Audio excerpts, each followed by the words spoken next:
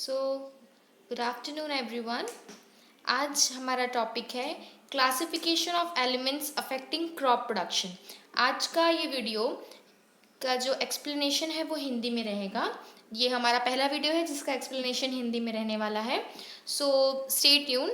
And हमारा जो आज का टॉपिक है वो हमें ये बताएगा कि क्रॉप के प्रोडक्शन में कौन से वो फैक्टर्स हैं जो उसके प्रोडक्शन को इफ़ेक्ट करते हैं। और ये जो फैक्टर्स है ये दो कैटेगरीज में हैं। पहली कैटेगरी है इंटरनल फैक्टर्स और दूसरी है एक्सटर्नल फैक्टर्स, जिसको हम जेनेटिक और एनवायरमेंटल फैक्टर्स भी बोल सकते हैं।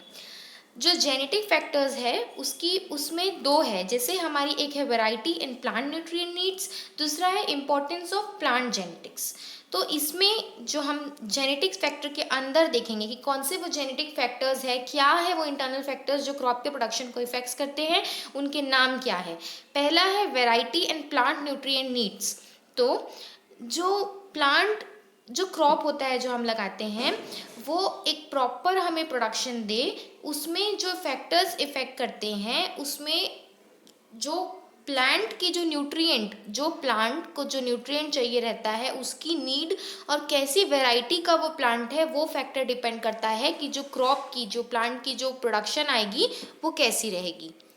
सबसे पहला हमारा है सिलेक्शन ऑफ हाइब्रिड्स और varieties that are genetically capable of producing high crop yields। मतलब ऐसी वेराइटीज का, ऐसे संकरित क्रॉप्स का, ऐसे हाइब्रिड क्रॉप्स का सिलेक्शन करना जिनके पास ऐसी कैपेबिलिटी है, जेनेटिकली ऐसी कैपेबिलिटी है कि वो हाई क्रॉप यील्ड हमें दे सके, जिसका प्रोडक्शन ज़्यादा हो सके। जो पुअर सॉइल्स होते हैं उनमें जो न्यूट्रिएंट है वो प्रॉपर प्रोवाइड होना चाहिए। उसमें जो भी किसान या जो भी हम उगा रहे हैं उसमें हमको उस तरीके से न्यूट्रिएंट देना चाहिए, वो प्रॉपर एडुकेट अमाउंट में न्यूट्रिएंट होना चाहिए जितना उस क्रॉप के लिए, वो सॉइल के लिए रिक्वायर्ड हो, ताकि जो क्रॉप की प्रोडक्शन हो वो प्रॉपर हो। सेकेंड है इम्पोर्टेंस ऑफ प्लांट जेनेटिक्स।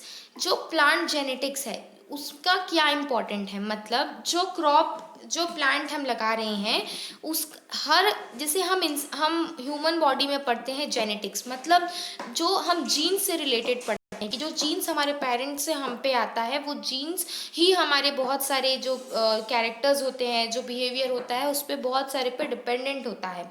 तो यहाँ पर जो जेनेटिक मैनिपुलेशन टेक्निक है, मतलब किस तरीके से प्लांट के अंदर का जो जेनेटिक है, जो कैरेक्टर्स है, जो ट्रेट्स है, उनको मैनिपुलेट कर सकते हैं, उनको हम अपनी आवश्यकता अनुसार बदल सकते हैं। उसके लिए बहुत सारी टेक्निक्स होती है। जैसे पहला है सिंगल सेल कल्चर, फिर है anther and pollen culture.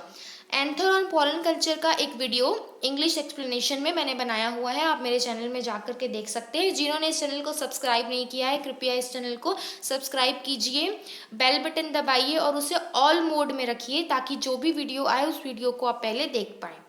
Then broad cross होता है, ब्रॉड क्रॉस करते हैं क्रॉप स्पीशीज के बीच में, जिसके द्वारा हम जेनेटिक मैनिपुलेशन कर सकते हैं। अब ये जेनेटिक मैनिपुलेशन जो टेक्निक्स है, इन टेक्निक्स को करने का जो मेन जो हमें नीड है वो ये है ताकि हम प्रॉपर जो क्रॉप उगा रहे हैं उसका अच्छी तरीके से ज़्यादा से ज़्यादा यील्ड ले सके। तो हम लैब में जो क्रॉप्स है, जो प्लांट्स है, उसका जेनेटिक मैनिपुलेशन करते हैं, चेंज करते हैं, कैरेक्टर में चेंजेस लाते हैं, ऐसा बनाते हैं कि जो हमारे पास प्रोडक्शन आए वो हमें वो क्रॉप मिले जिस क्वालिटी का, जो कैरेक्टर का, जैसा बड़ा छोटा जैसा क्रॉप हम चाहते हैं। फिर फोर्थ होता है सोमेटिक हाइब्रिडाइजेशन।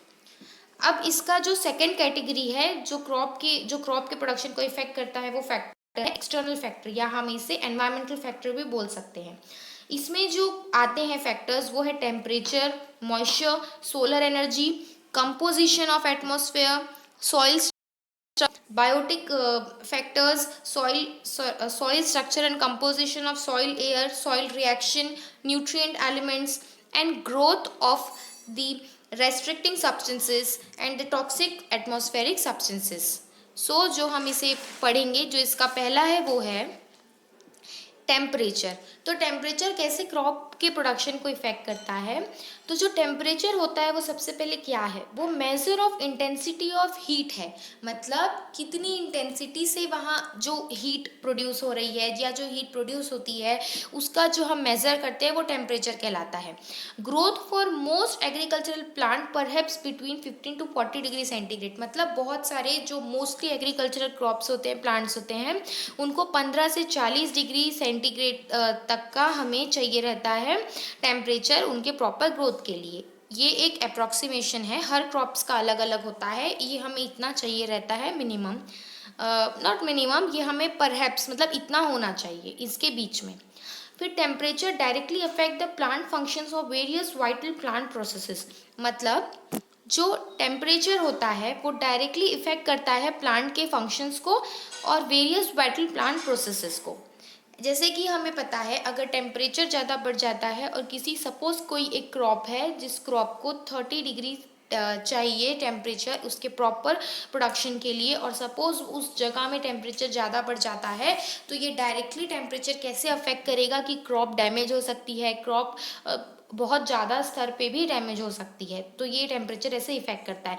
और अगर टेम्परेचर कम हो जाता है तो वो फ्रॉस्ट वहाँ पड़ सकता है, तो उससे भी क्रॉप्स डैमेज हो सकती है। ज़्यादा टेम्परेचर होने से जो मॉइस्चर है वो चले जाएगा। तो बहुत सारे ऐसे टेम्परेचर के इफेक्ट्स हैं। फिर सेकेंड है फोटोसिंथेसिस। सॉरी, अभी टेम्परेचर में एक है, टेम्परेचर में हम बहुत सारे पढ़ेंगे, जिसका पहला है फोटोसिंथेसिस कि कैसे टेम्परेचर किस तरीके से इफेक्ट करेगा। तो पहले फोटोसिंथेसिस रेट को कैसे इफेक्ट करेगा क्रॉप के, जो बहुत इंपॉर्टेंट है। फोटोसिंथेसिस वो प्रक्रिया है जिससे जो पौधे रहते हैं वो प्रकाश की मदद से अपना खाना बनाते हैं खुद से। तो जो फोटोसिंथेसिस होता है उसको टेम्परेचर कैसे इफेक्ट करेगा क्रॉप के प्रोडक्शन को, फिर ये क्या इसमें इफेक्ट करेगा। तो अगर लाइट लिमिट है, if light is limiting temperature has little effect on photosynthetic rate. मतलब अगर जो रोशनी है, जो लाइट है वो कम है, तो जो टेम्परेचर है, मतलब अगर टेम्परेचर कम है तो वो फोटोसिंथेटिक के रेट को ज़्यादा इफेक्ट नहीं करेगा। अगर टेम्परेचर ज़्यादा है तो ही फोटोसिंथेटिक के रेट में बदलाव आएगा। अगर कार्बन डाइऑक्साइड कम है और लाइट की जो इंटेंसिटी है, जो लाइट है वो उतना ज़्यादा इनफ नहीं है, तो फोटोसिंथेसिस जो है उसका रेट बढ़ जाएगा। कैसे बढ़ेगा? जैसे टेम्परेचर बढ़ेगा तो फोटोसिंथेटिक का रेट भी बढ़ जाएगा। फिर रेस्पिरेशन, तो हम फोटोसिंथेसिस से, हम टेम्परेचर में जो फोटोसिंथेसिस है उससे हम ये समझते हैं कि जैसे टेम्परेचर बढ़ेगा तो फोटोसिंथेसिस का भी रेट बढ़ेगा। रेस्पिरेशन कैसे होगा? इफ इट अफेक्टेड और takes place more slowly at low temperature. इसका मतलब ये होता है कि मीन्स कि जैसे जैसे टेम्परेचर इंक्रीज होगा तो जो रेस्पिरेशन का जो रेट है वो भी बढ़ेगा, and it increases as the temperature rises. तो इसका इफेक्ट जो रहेगा या जो रेस्पिरेशन रहेगा वो स्लो होगा अगर टेम्परेचर स्लो रहा, अगर टेम्परेचर ज़्यादा रहा तो ज़्यादा होगा।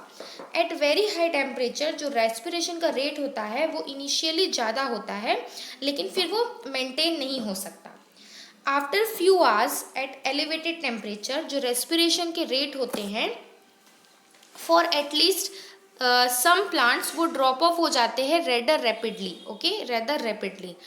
जो क्रॉप प्लांट्स होते हैं जो टेम्परेट जोन्स में होते हैं उनका जो टेम्परेचर रहता है वो फोटोसिंथेसिस के लिए ऑप्टिमम रहता है। ओके, और जो ऑप्टिमम टेम्परेचर रहता है फोटोसिंथेसिस के लिए वो लोअर रहता है देन फॉर रेस्पिरेशन। मतलब ऐसे प्लांट्स, ऐसे क्रॉप प्लांट्स जो टेम्परेट जोन में होते हैं उनका जो टेम्परेचर ऑप्टिमम रहता है जो फोटोसिंथेसिस के लिए ज़रूरत है वो कम रहता है रेस्पिरेशन के रेट से।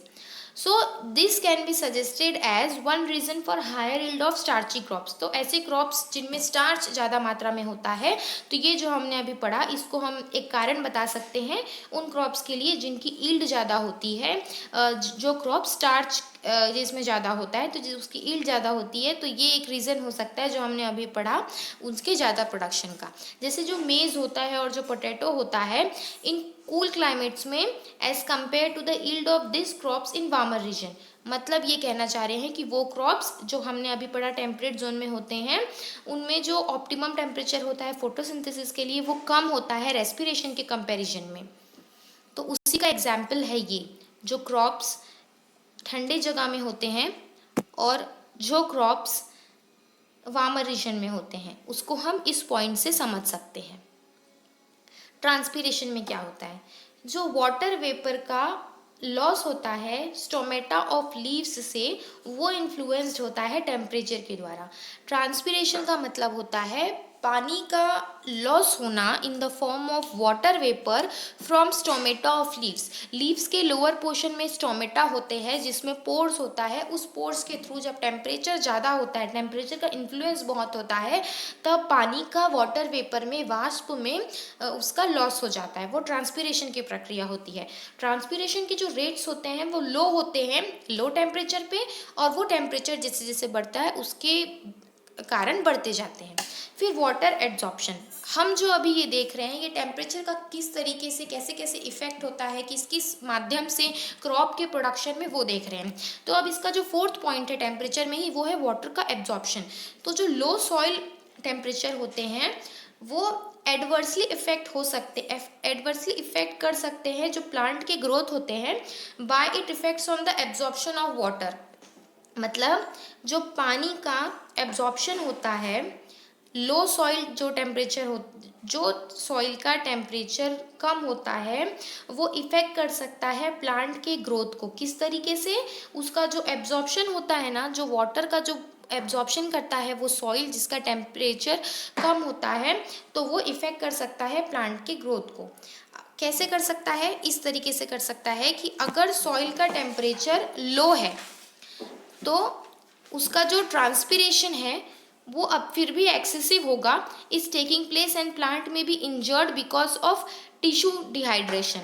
मतलब कि जब जो सॉइल है, जैसे हमने देखा कि जो सॉइल का टेम्परेचर है अगर वो कम होगा, सॉइल का टेम्परेचर अगर कम होगा, फिर भी जो ट्रांसपीरेशन है वो बहुत वो अच्छे से होगा, और जो प्लांट होगा वो इंजर्ड हो जाएगा क्योंकि जो टिश्यू है वो डिहाइड्रेट हो गया। डिहाइड्रेट होने का मतलब ये है कि उस टिश्यू से पानी का लॉस हो गया है, मॉइस्चर का लॉस हो गया है, फिर भी ट्रांसपीरेशन का जो रेट है वो होता है। ठीक है। फिर मिनरल एलिमेंट का एड्जॉर्प्शन,